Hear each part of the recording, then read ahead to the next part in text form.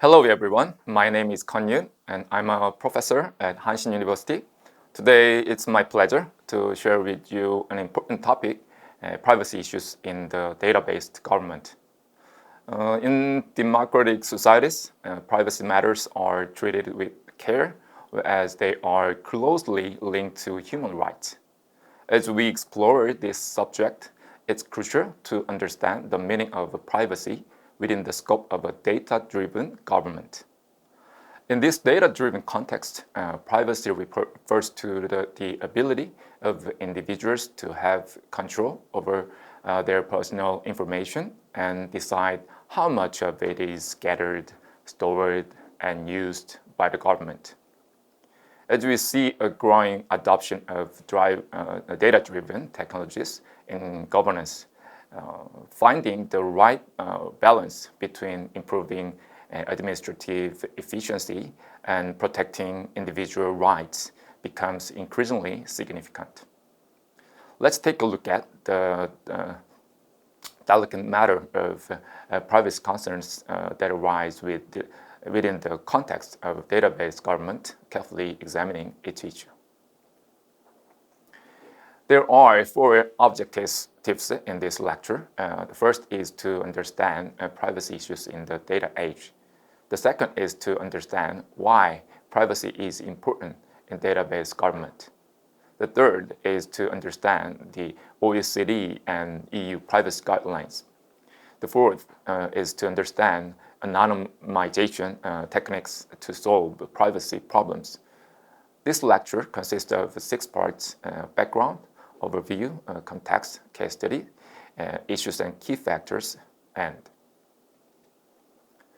In this lecture, we will explore privacy issues within data-driven governments. As the data age advances at a rapid pace, the potential for privacy infringement continues to rise. Consequently, governments are striving to achieve equilibrium between the active utilization of data and the safeguarding of privacy. We will scrutinize the endeavors of various governments by examining examples from the OECD, EU, and South Korea. The lecture will provide an overview of the topic by reviewing the context, relevant case studies, and associated issues and key factors for examining privacy issues in the database government, so-called DBG. Firstly, we will explore the meaning of privacy within the context of the data age and DBG.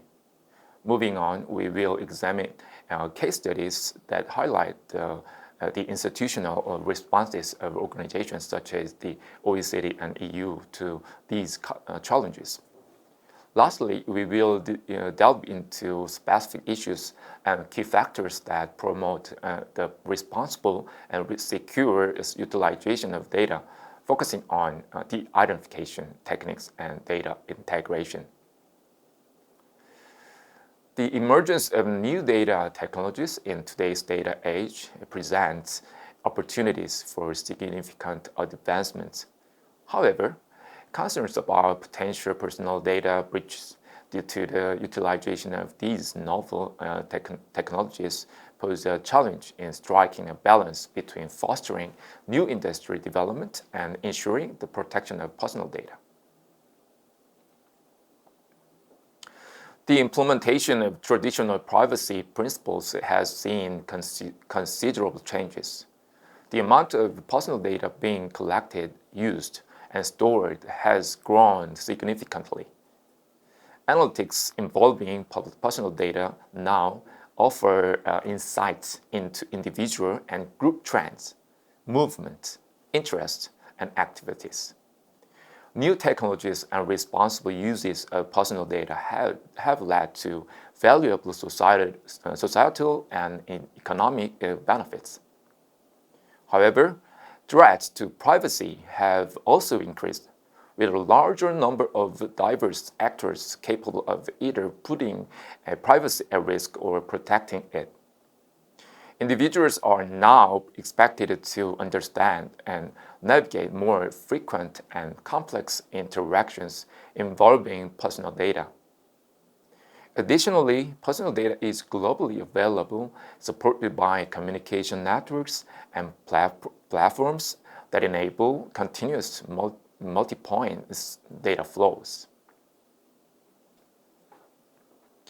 In response to the growing demand for data usage as a new growth engine in the era of the fourth industrial revolution, South Korea initiated 3 data-related laws on August 5, 2020. The Personal Information Protection Act, the Information and Communications Network Utilization Promotion and Information Protection Act, and the Credit Information Use and Protection Act. As a result, personal information controllers are permitted to use pseudonymized processing of personal information for the purposes of national statistics, scientific research, and public record preservation. This graph illustrates the trend in the de-identification and anonymization studies within the biomedical literature. As depicted, there is a gradual increase overall, followed by a sharp rise starting in 2016. As the data age processes, database government concepts and policies are gaining traction. DBG aims to produce robust evidence through data analysis and establish evidence-based administration accordingly. To effectively implement DBG, data from various government agencies must be interconnected. However, privacy concerns pose a significant challenge in this process. According to the DBG Act in Korea, a public institution may request data from another public institution, and the requested institution is required to provide it. However, the Act also outlines reasons for not having to provide the data. The first reason is when other laws mandate confidentiality. Privacy issues are directly addressed by the provision. In other words, the institution requested to provide the data can refuse to do so based on the Personal Information Protection Act. According to a 2019 survey on DBG conducted by the Korean Institute of Public Administration, a prominent policy think tank in Korea, privacy issues are the most significant barrier to data integration and data sharing for implementing database government. Here, we examine OECD and EU cases to better understand privacy issues in DBGs. First, we look at the OECD guidelines on the protection of privacy. The privacy guidelines were introduced in 1980 and revised in 2013. The updated version modernized the OECD's approach and strengthened its integration with other work on privacy law enforcement cooperation. In 2021, the OECD completed its second review of the privacy guidelines implementation. The review was conducted in consultation with an advisory group of over 60 experts from governments, businesses, civil society, and academia. Several significant challenges in implementing the privacy guidelines were identified, particularly in the context of technological advancements. In light of the COVID-19 crisis, calls for the OECD to advocate for a holistic approach to privacy and data protection practices have intensified. This approach would consider multiple societal objectives, including the collective and ethical dimensions of personal data processing.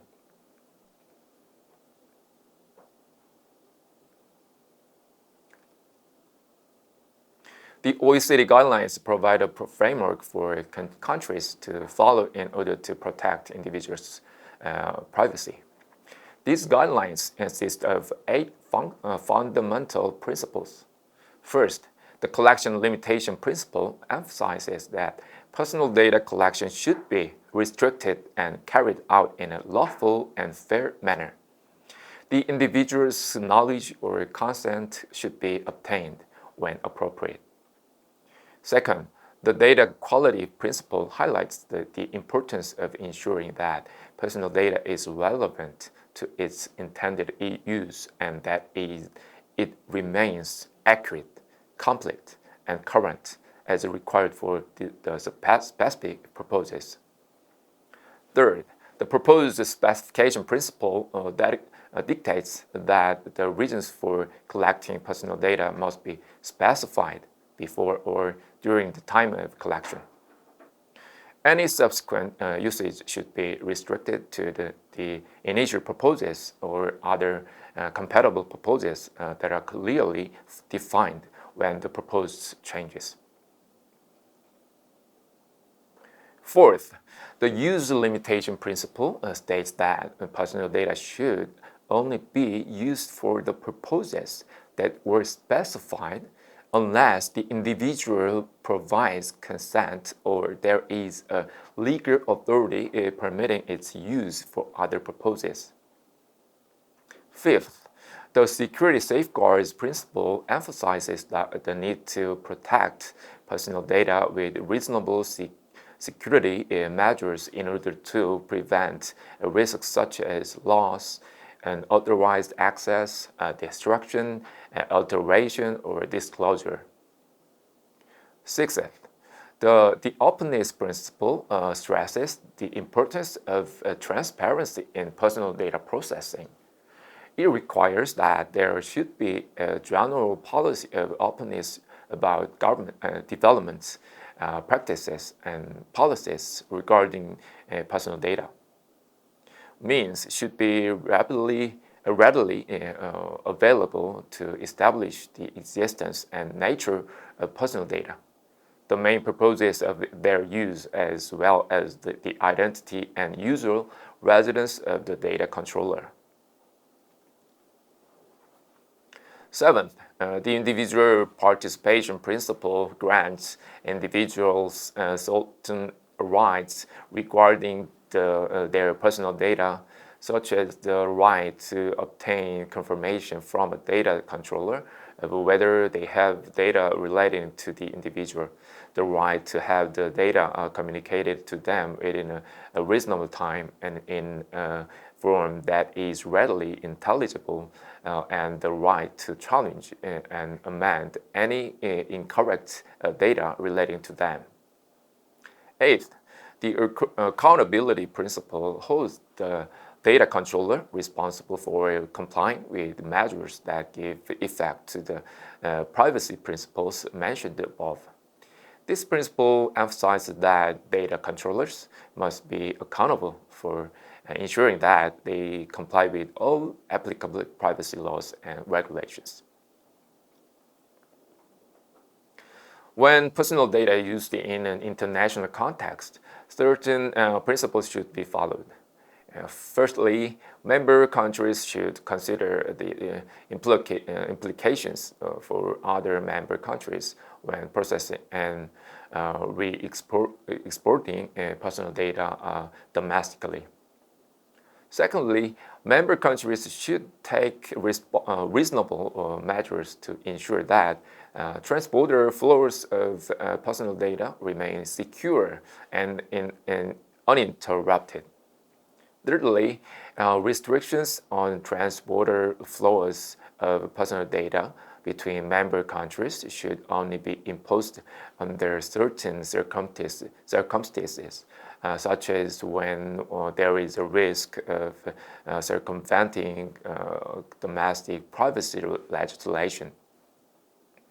Additionally, restrictions may be imposed on certain categories of personal data if equivalent protection is not offered by the receiving country.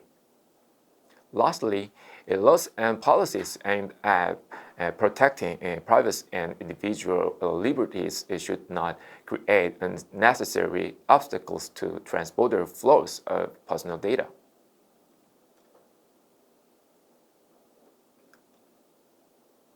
Until now, the OECD guidelines have been the main focus when it comes to basic principles for managing privacy. However, the EU General Data Protection Regulation, GDPR, is qualitatively different from the guidelines, as it is a binding regulation for all EU member countries. To understand the GDPR, a comparison with the Data Protection Directive, DPD 95/46 EC is necessary.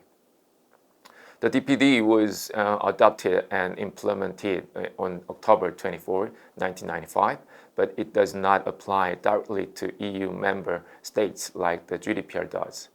Instead, the individual or member states must enact separate legislation based on the DPD. This has resulted in a difference in the level of regulation between the laws of each member state. As the use of the internet rapidly increased after the implementation of DPD, the need to update the regulation also grew. In response, the GDPR was adopted on May 27, 2016, after 4 years of discussion. It came into effect on May 25, 2018, following a 2-year grace period.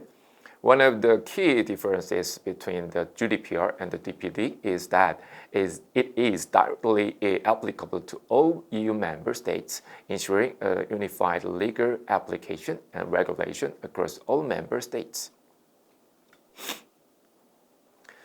The GDPR is a unified and simplified framework that is designed for the digital single market. It consists of a single set of data protection rules and applies a one-step swap mechanism that allows for one interlocutor and one interpretation principle.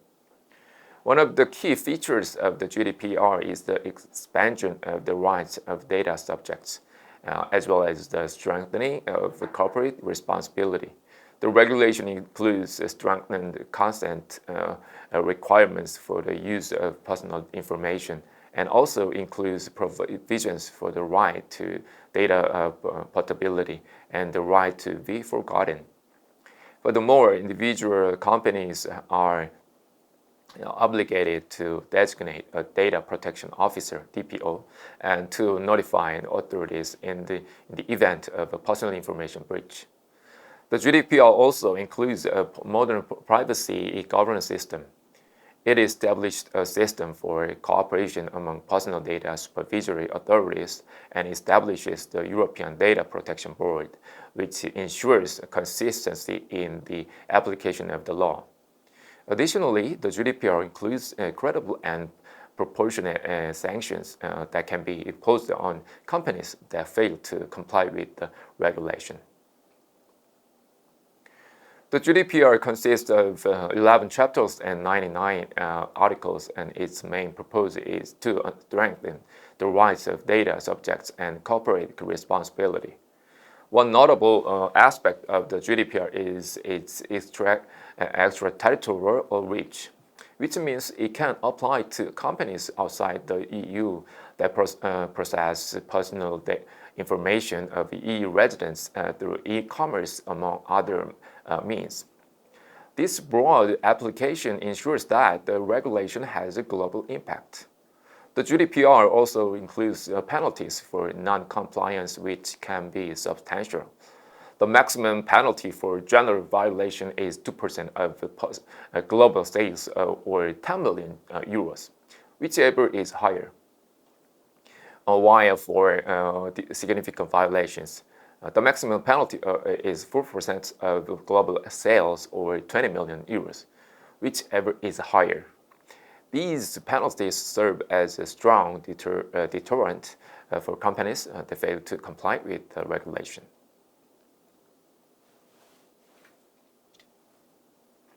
Here are some of the key principles of GDPR. First, personal data must be processed lawfully, fairly, and transparently.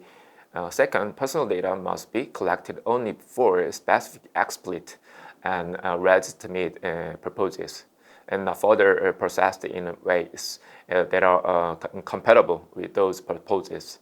Exceptions exist for certain archiving, scientific, or historical research purposes.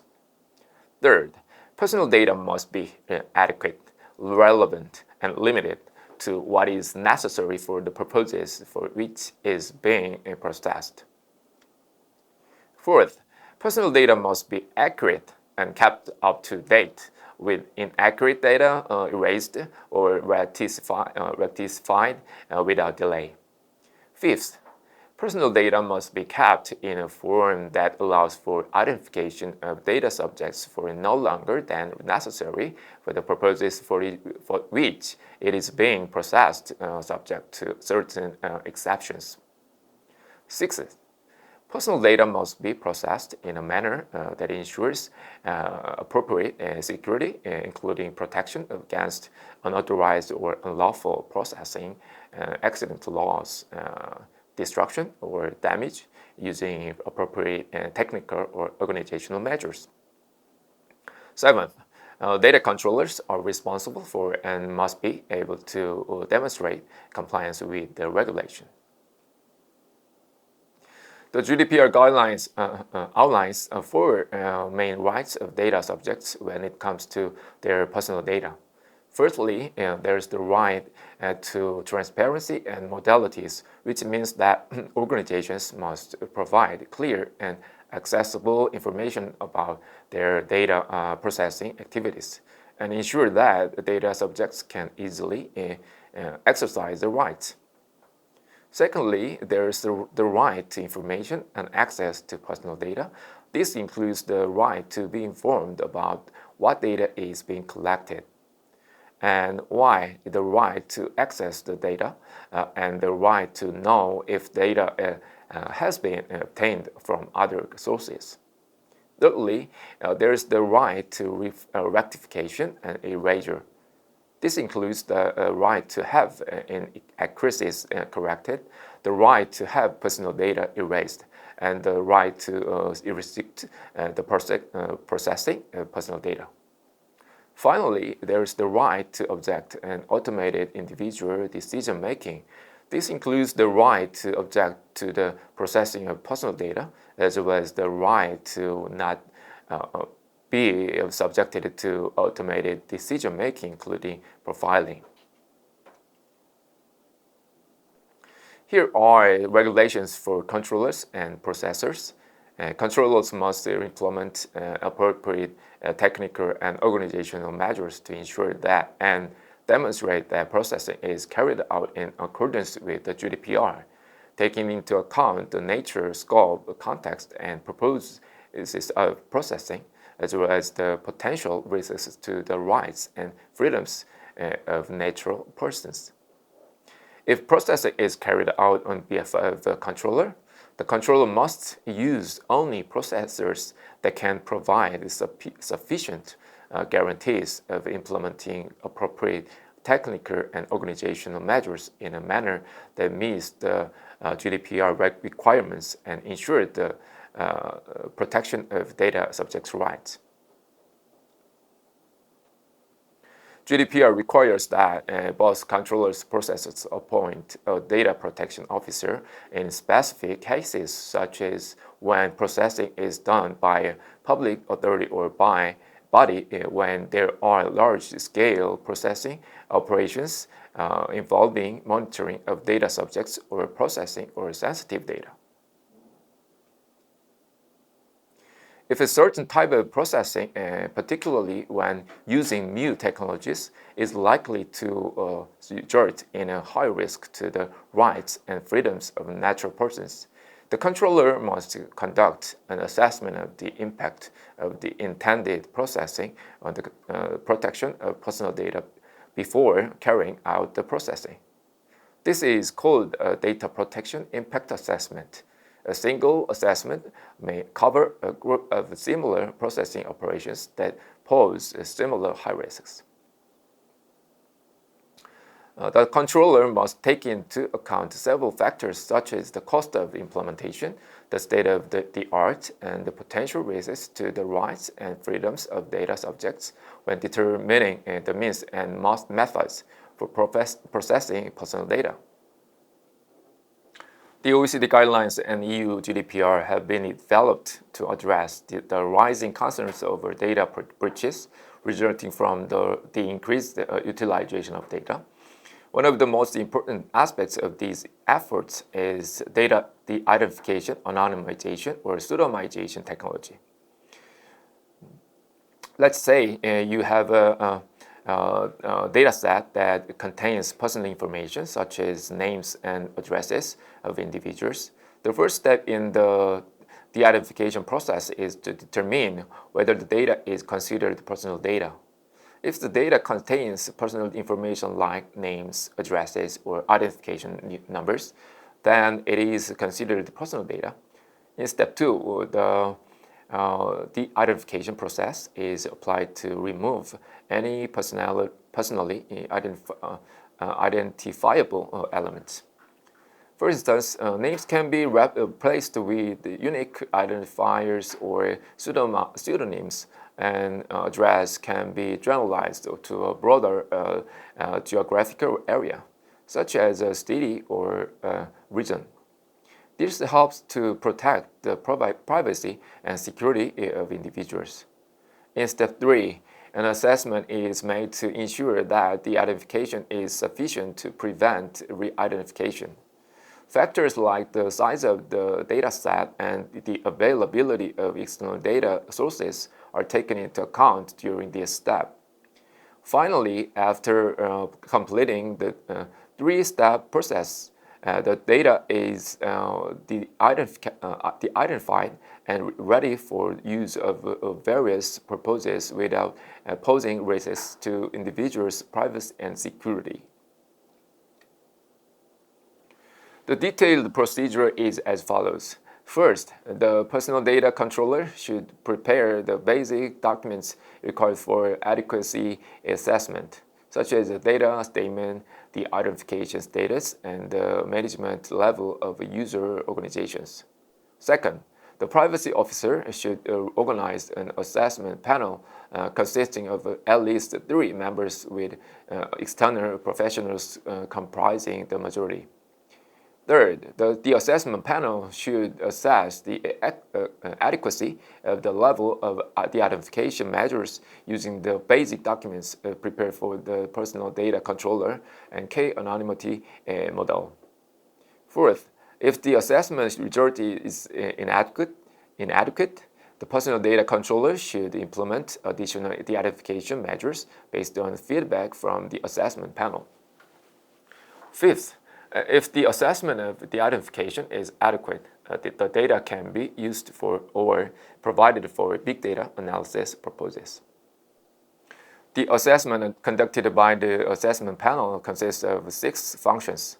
First, preliminary review. Second, analysis of the possibility of re-identification attempts. Third, analysis of the impact of re-identification. Fourth, quantitative analysis. Fifth, decision on the reference value of assessment. Sixth, adequacy assessment. Each of these functions plays an important role in evaluating the privacy and security risks associated with the disclosure of personal information. The assessment panel uses these functions to determine the level of risk associated with the data and to make recommendations for minimizing those risks. The assessment panel goes through several steps to evaluate the risks associated with the disclosure of the personal information. First, they review basic documents and conduct interviews to determine whether personal identification elements are present in the dataset and whether the purpose of utilization and the identification methods are appropriate. Second, they analyze the possibilities of re-identification attempts, taking into account the intention, level of personal data protection, and capability of the personal data controller who uses or receives the data. Third, They assess the possible impact on a data subject if the data is intentionally or unintentionally re-identified. Fourth, they verify the accuracy of the k-value provided by the personal data controller. Fifth, the assessment panel determines the assessment reference value, which is the k-anonymity value, by considering the possibilities of re-identification, impact of re-identification, results of quantitative analysis, and purpose of data utilization comprehensively. For example, the Privacy Protection Technical Support Center of the U.S. Department of Education has established safety criteria for protecting privacy. According to these criteria, a minimum level of K equals 3 guarantees safety. If the K value is between 5 and 10, it indicates relatively high safety. The k-anonymity value is the recommended standard for legally allowing the provision of data. In other words, the data must be anonymized to the point where the risk of re-identification is low enough to ensure privacy protection as measured by the k-anonymity value. Lastly, they decide on the adequacy of the identification by comparing the calculated values resulting from the average reference value and quantitative analysis. When the K value resulting from the quantitative analysis is 4 and the average reference value is 3, the identification is deemed adequate. This means that the data can be utilized and provided as the level of risk associated with the re-identification is considered to be sufficiently low. On the other hand, if the K value from the quantitative analysis is 4 and the average reference value is 6, the identification is deemed inadequate. In such cases, additional de-identification measures and reassessment are required to ensure that the risk of re-identification is sufficiently low to protect privacy. In other words, the data cannot be utilized or provided until the risk of re-identification is reduced to the unacceptable level through further de-identification measures and assessment. These anonymization techniques are primarily important in data integration. Data integration is a keyword that penetrates the data era, and it increases the effectiveness of problem solving in the environment of policy convergence and becomes a key issue, especially in the use of AI for data.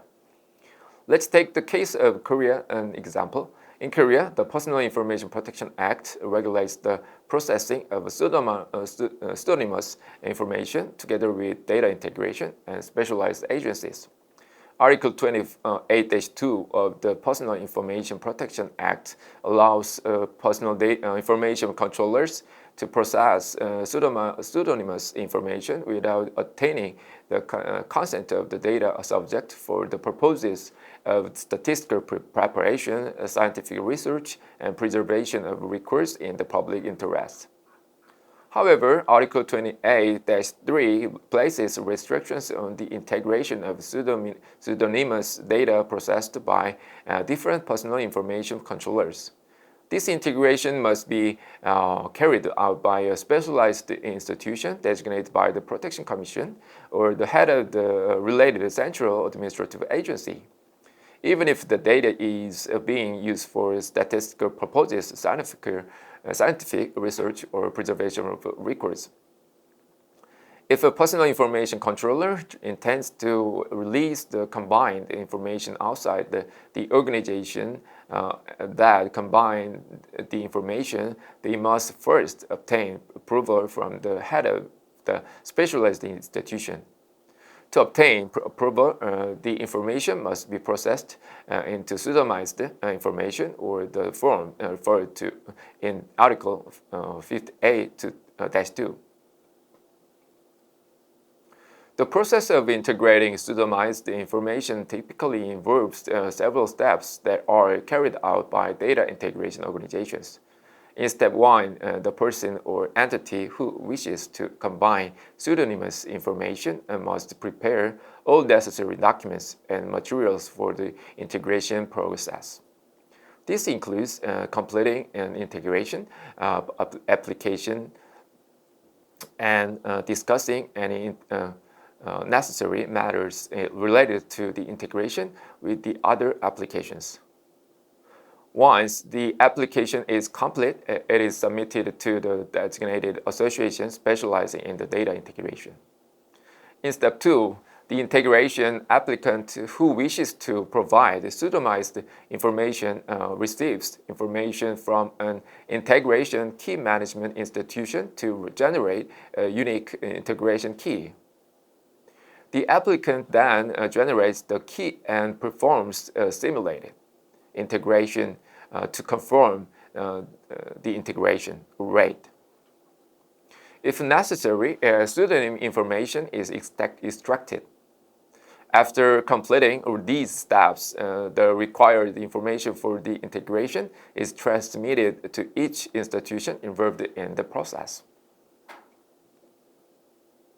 In step 3, the applicant for the integration who wants to use the association information may perform additional pseudonymization or anonymity processing in a separate space installed within the integration specialized institution before exporting the association information. Alternatively, the applicant may perform analysis if the integration specialized institution supports the analysis function. In step 4, the applicant for the integration who wants to use the association information may perform additional pseudonymization or anonymity processing in a separate space installed within the integration specialized institution before exporting the association information. Alternatively, the applicant may perform analysis if the integration specialized institution supports the analysis function. Indeed, post-integration management is essential when using exported information to ensure that the data is being used in a responsible and compliant manner. This involves ongoing monitoring of the data to ensure that it is being used for the intended purpose and within the specified processing environment, as well as regular audits to check for any potential privacy breaches or other issues. Effective post-integration management helps to maintain the integrity of the data and protects the privacy rights of the individuals presented in the data. When exporting integrated pseudonymous information, the data should be used in accordance with the proposed and processing environment specified combined applicant at the time of export review. If the applicant wishes to analyze the exported information, they may request support from a specialized agency which must be applied for through the comprehensive integration support system. While it is not prohibited to use the exported information for a different purpose or to provide it to a third party, if there is a change in the processing status that was submitted during the export review, the data must be re-pseudonymized to match the new processing situation before it is used. This ensures that the privacy of the individuals represented in the data is protected. When exporting integrated data after applying for repeated integration, the repeated integration key should be included in the export information to ensure the traceability of the integration process. However, the combined applicants must not process the exported information for the purpose of identifying specific individuals They must continually monitor the data to prevent any re-identification attempts in compliance with Article 28-5, Paragraph 1 of the Personal Information Protection Act. Furthermore, when using exported information, the applicant for the integration is responsible for taking all necessary technical, administrative, and physical measures to ensure that the safety and security of the data. This includes measures such as encryption, access controls, and regular security audits to prevent unauthorized access or disclosure of the data. Here's a summary of today's lecture. Today's lecture focused on the importance of balancing privacy concerns with the need for meaningful information in data-driven governance. Producing useful information for policing requires individual-level data, but this raises privacy concerns that must be addressed through the identification technology. The technology is constantly evolving and investment in research and development is necessary to tackle privacy concerns and promote data-driven government. Data integration is also essential for solving complex policy problems by integrating individual-level data raises privacy issues. This can be addressed through specialized agencies for data integration. Overall, the lecture emphasized the importance of finding a balance between the meaningful information and privacy protection and highlighted the critical role that de-identification technology and specialized agencies play in achieving this balance. To conclude, I have provided a list of references for this lecture. I hope the references provided will be useful for your continued learning. Thank you for your attentive participation through the lecture. I sincerely hope that it has opened your understanding of the privacy concerns within the DBG context. I greatly appreciate your engagement and thank you for being an integral part of this lecture. Thank you.